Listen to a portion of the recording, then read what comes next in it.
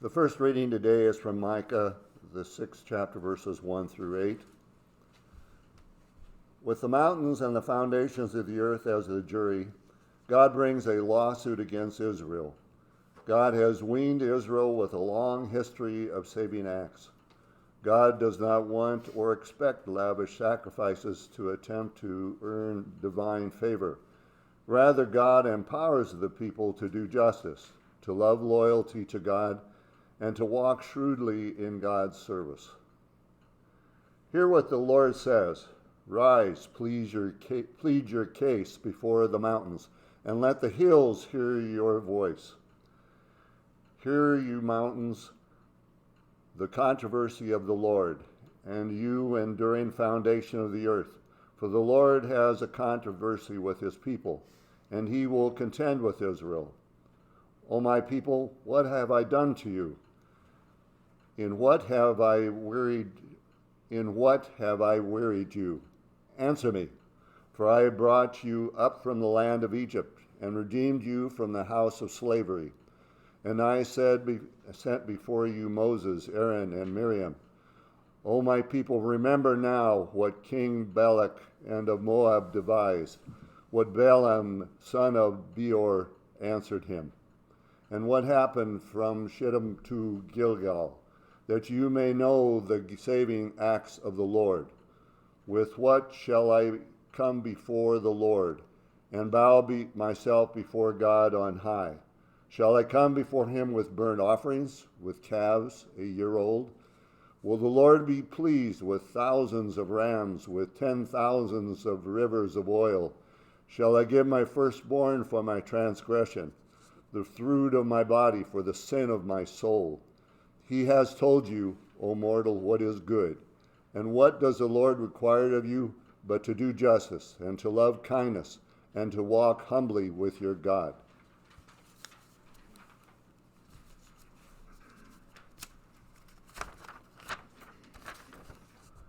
The psalm for today is Psalm 15. Read responsibly. Lord, whom may dwell in your tabernacle? Who may abide upon your holy hill? Those who lead a blameless life and do what is right, who speak the truth from their hearts. They do not slander with the tongue. They do no evil to their friends. They do not cast discredit upon a neighbor. In their sight the wicked are rejected, but they honor those who fear the Lord. They have sworn upon their health and do not take back their word. They do not give their money in hope of gain, nor do they take bribes against the innocent. Those who do these things shall never be overthrown. The second reading is taken from 1 Corinthians, the first chapter, verses 18 through 31. According to the world's standards of power and might, the message of the cross seems stupid and offensive. Yet this word reveals the paradoxical way God has chosen to work power and salvation through weakness, rejection, and suffering. Hence, the message of the cross becomes true wisdom and power for believers. The message about the cross is foolishness to those who are perishing, but to us who are being saved, it is the power of God. For it is written, I will destroy the wisdom of the wise, and the discernment of the discerning I will thwart. Where is the one who is wise? Where is the scribe? Where is the debater of this age? Has not God made foolish the wisdom of the world? For since in the wisdom of God the world did not know God through wisdom, God decided through the foolishness of our proclamation to save those who believe. For Jews demand signs and Greeks desire wisdom, but we proclaim Christ crucified, a stumbling block to Jews and foolishness to Gentiles. But to those who are called, both Jews and Greeks, Christ the power of God and the wisdom of God. For God's foolishness is wiser than human wisdom, and God's weakness is stronger than human strength. Consider your own call, brothers and sisters. Not many of you were wise by human standards. Not many were powerful. Not many were of noble birth. But God chose what is foolishness in the world to shame the wise. God chose what is weak in the world to shame the strong. God chose what is low and despised in the world, things that are not, to reduce nothing things that are, so that no one might boast in the presence of God. He is the source of your life in Christ Jesus, who became for us wisdom from God, and righteousness and sanctification and redemption, in order that, as is written, let the one who boasts, boast in the Lord. Here ends the reading. Rise for the gospel proclamation. Try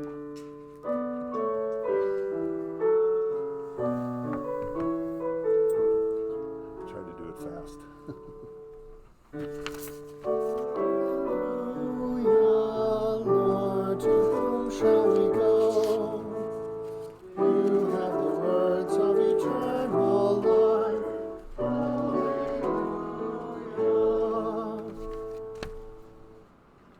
Our gospel reading this morning is Matthew chapter 5, verses 1 through 12.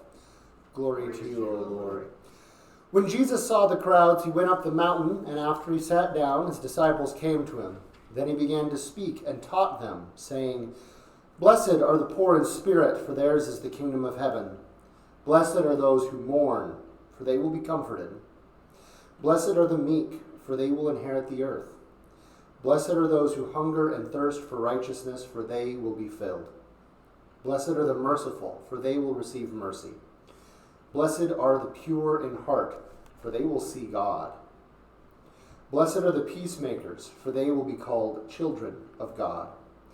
Blessed are those who are persecuted for righteousness' sake, for theirs is the kingdom of heaven. Blessed are you when people revile you and persecute you, and utter all kinds of evil against you falsely on my account. Rejoice and be glad, for your reward is great in heaven. For in the same way they persecuted the prophets who were before you. The gospel of the Lord. Praise to you, O Christ. You may be seated.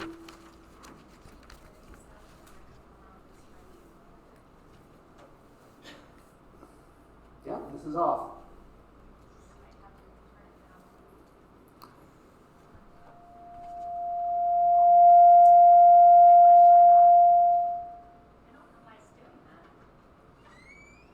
Can everyone hear me if I turn the mic off? Oh, good. I'm just not going to use the mic. Good morning. Good morning. So we Christians have a complicated relationship with the idea of persecution. On the one hand, we don't want to be persecuted, as most people probably share in that feeling. In fact, many of our religious ancestors came to America to avoid religious persecution elsewhere. This is part of the founding of America. It is based on the idea of freedom so that we could practice our religion, practice whatever culture we like, the way we like it, as long as we're not hurting anyone else. We have the freedom to avoid persecution. This is built into our legal system. And yet, at the same time, we kind of want to be persecuted. I mean, Jesus says in two different Beatitudes here, blessed are you when you're persecuted. When people speak evil of you and revile you, blessed are you when that happens. If that's the case, if we want to receive this blessing, we should somewhat want to be persecuted. This dynamic is interesting, both wanting to be persecuted for the sake of the blessing without any of the negative aspects of being persecuted, because it results in a lot of false positives in our culture. I'm not saying everyone here in this place points to things that they would consider persecution, which really aren't, but we would have to admit this is something that Christians in this country do. Broadly, culturally speaking, this is something that happens. People will point to something that is clearly not persecution and say, help, I'm being persecuted. So much so that I suspect our religious ancestors who were executed, tortured, displaced from their homes, had everything they had stolen, would probably look at some of the things Christians call persecution today and shake their heads and laugh and say, no, you have it so nice. You are so fortunate that this is what you call persecution. But perhaps, since we're talking about persecution, we should take a deeper look at persecution in this day and age. And I have a couple of examples. In light of recent events in Memphis, as I'm sure many of us have seen on the news, we might be seeing a lot of protests around the country again. Tyree Nichols was a 29-year-old black man in Memphis who was beaten so hard by police that he died in the hospital shortly afterward.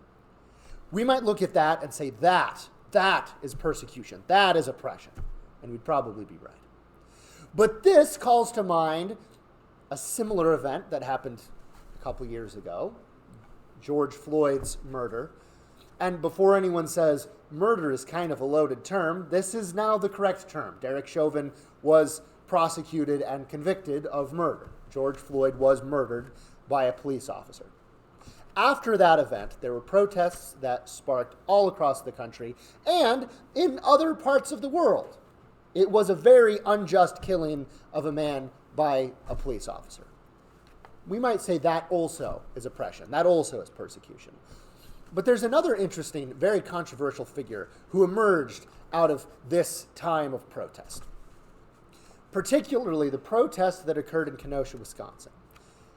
As we know, this is the place where Kyle Rittenhouse, a 17-year-old at the time, got in way over his head. He had taken a gun and a medical kit to help protect some property that was owned by a family member or a friend. And as the protest heated up, he got into a dangerous situation, and to get back to safety, he discharged his weapon several times, killing 2 people and injuring another. He went to trial for manslaughter.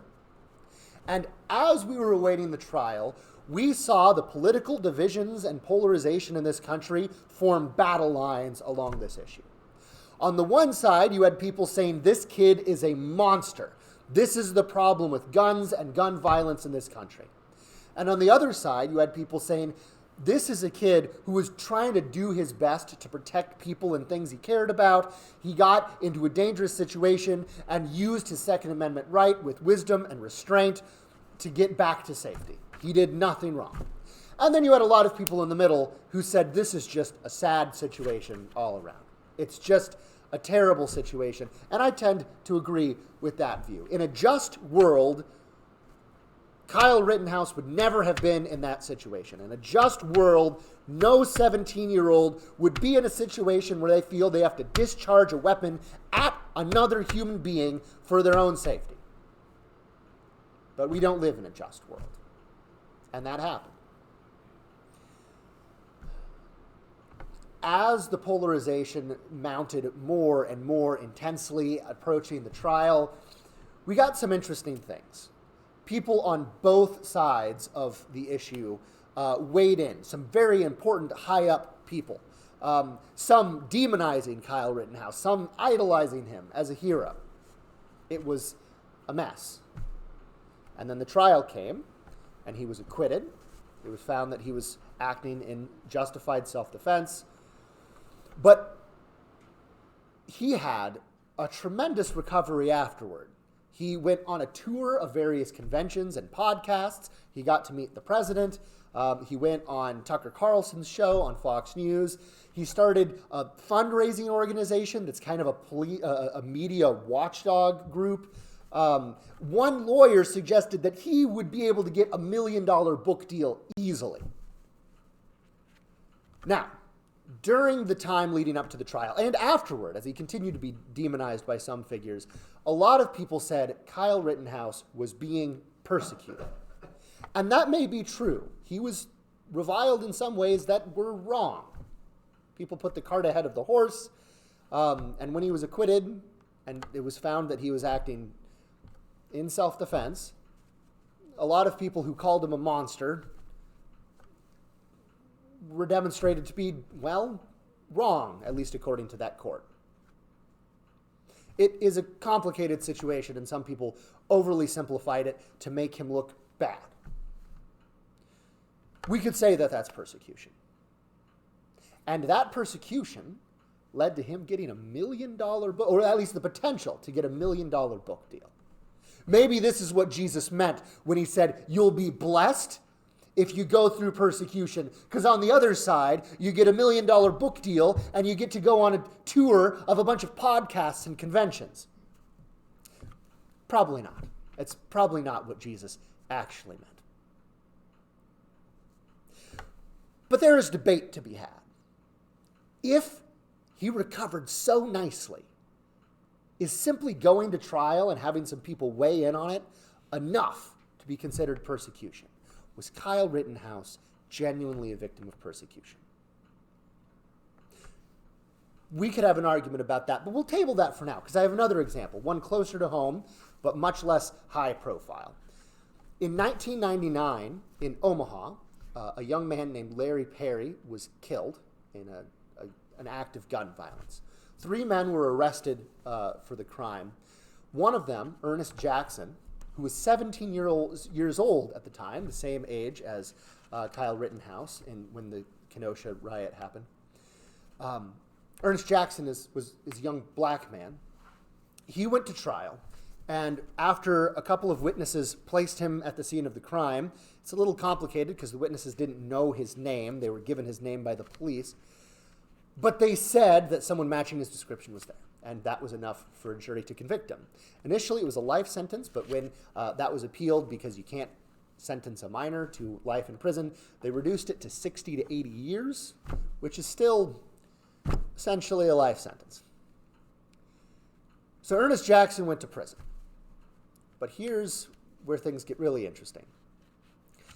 One of the other people who was arrested for the crime, a man with the last name Cooperrider, confessed to having killed Perry and was acquitted because he was found to be acting in self-defense. That should be enough, you would think, to get Ernest Jackson out of prison. But it wasn't. Someone else confessed to the crime that he supposedly committed and was acquitted for it. But he remained in prison. This all happened in 1999. Last year, in September, a panel of 3 people, including then Governor Pete Ricketts, met to discuss whether a list of 5 or 6 names would be commuted, have their sentences commuted, including Ernest Jackson. This panel of 3 met for only a few minutes, heard no testimony, and decided, without any comment, that none of them would have their sentences commuted. Ernest Jackson remained in prison. When asked, then Governor Pete Ricketts made a public statement that essentially said, we're not going to let Ernest Jackson go free because during his time in prison, he had been written up some 270 times for acts of misconduct. That amounted to something like 12 acts of misconduct per year that he had been serving. And Ernest Jackson admits to all of that. But I'm going to be honest. If I were a man in my 20s, which I am, but if I were in my 20s and had my entire 20s wasted in prison because I had been wrongfully convicted for an act that not only I know I didn't do, but also the courts know I didn't do, I would be angry. Perhaps angry enough to get some misconduct write-ups. But when asked about the details of some of these misconduct write-ups, Jackson said they're all over the board. One of them was that he had a book that he owned, it was his property, and he loaned it to another inmate who got in trouble while having the book, and because that inmate had Jackson's book, Jackson was written up for loaning him a book. These are the kind of people we can't have back on the streets, people who loan books.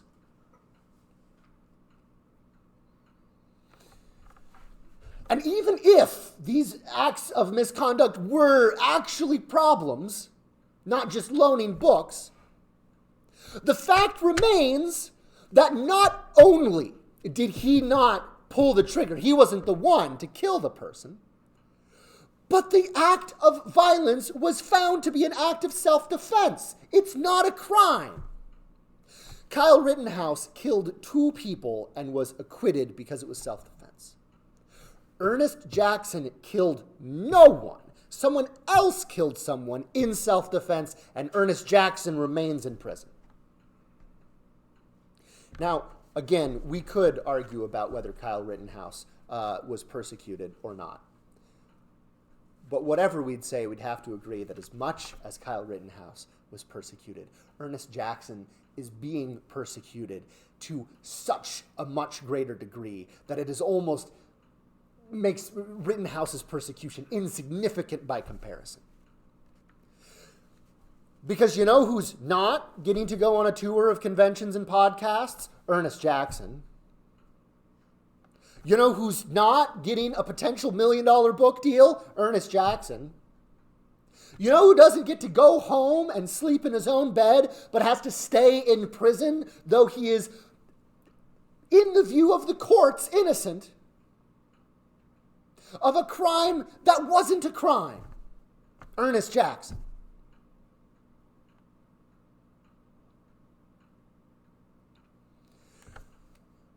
We might look at a lot of things and say, this is persecution, simply because we don't even see the real persecution lying under our very noses. We can turn a blind eye and ignore it. I didn't know about this Ernest Jackson case before a couple of days ago, and as I dug into it, the more I dug into it, the more I realized how bizarre, unbelievable this is. It doesn't seem like something that would happen in this country, let alone in our state.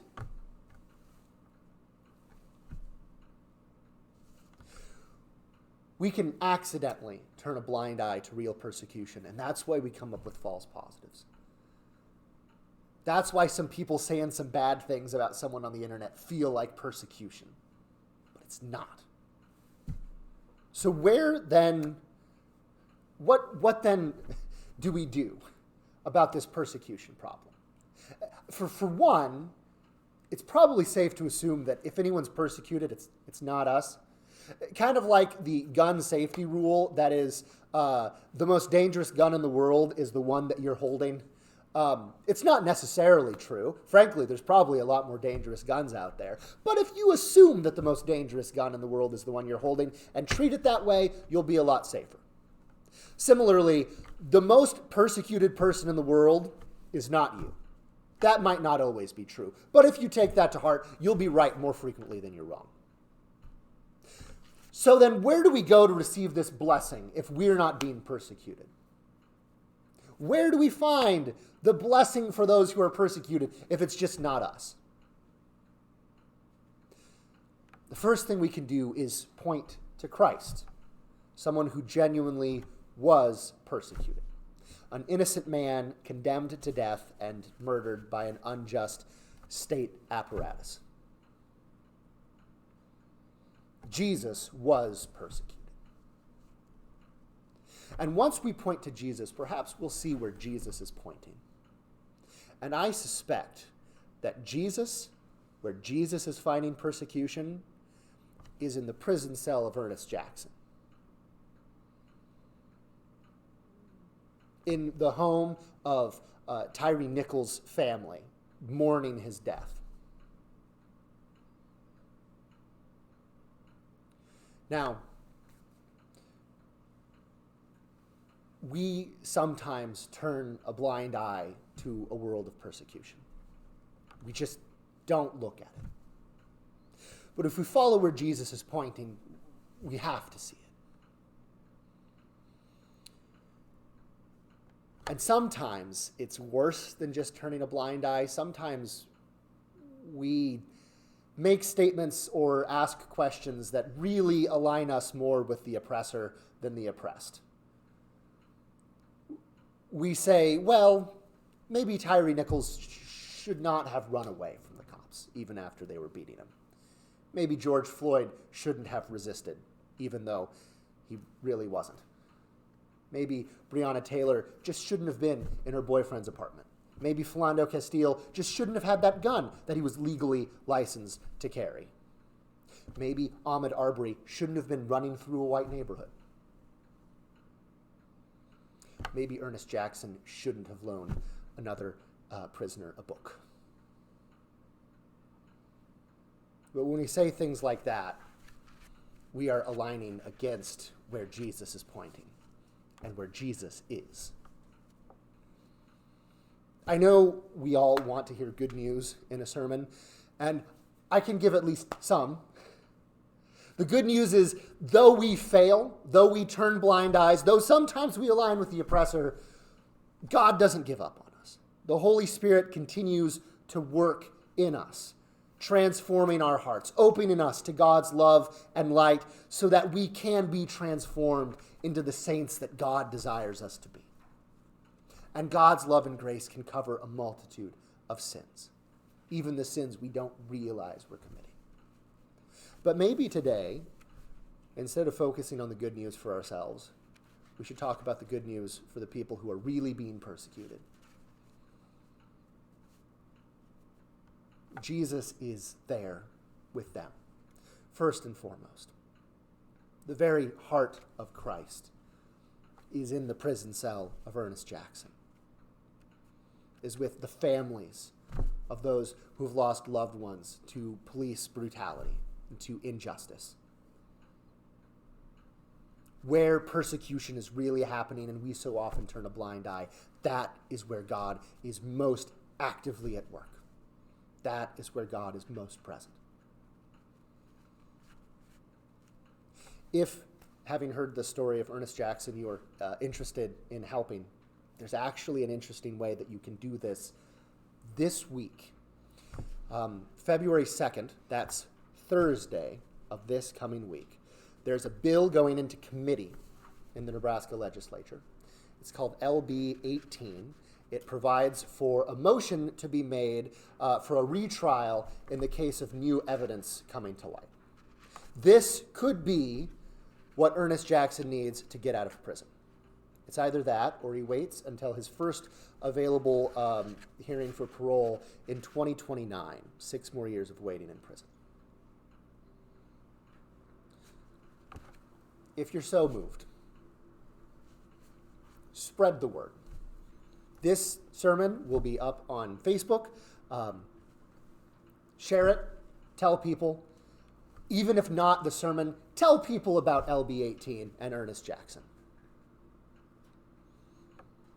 If you are really motivated to help, send a letter to the committee. Find a way to contact them directly. Let them know where you stand.